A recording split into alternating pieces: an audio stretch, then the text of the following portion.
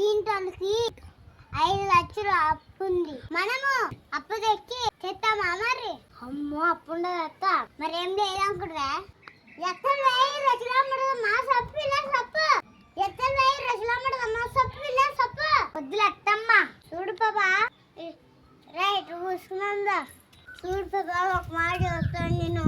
ఏం దత్తా? చూడమ్మా మన ఇంట్లో తినింది అయ్యేంత వరకు పని చేస్తున్నాం, కానీ ఇంటర్లు 10 లక్షలు అప్పు ఉన్నోళ్ళు తిని తినక పని చేస్తున్నారు. 5 లక్షలు అప్పున్నోళ్ళు సరిగా నిద్రపోవట్లేదు. నీకేమి నాన్న తెచ్చి పెడుతున్నాను, మా సంగ చేసుకొని తిను. వాళ్ళు తెచ్చారు వీళ్ళు తెచ్చారని నాశనం చెయ్యొద్దు. ఎట్టి కష్టాలు పెట్టి నాటు వేస్తాం పాపా. సరే గుండమ్మత్త, మా సంగ పని చేసుకో. వాళ్ళు తెచ్చారు వీళ్ళు తెచ్చారని నాకే చెప్పొద్దు. నన్ను ఏం కావాలంటే అది తేగలను, కానీ మీ పిల్లల గురించి ఆలోచిస్తున్నాను. 10 మంది మెచ్చాలి, అంతేగాని 10 మంది మనం చూసి నాకు రాదు పాపా.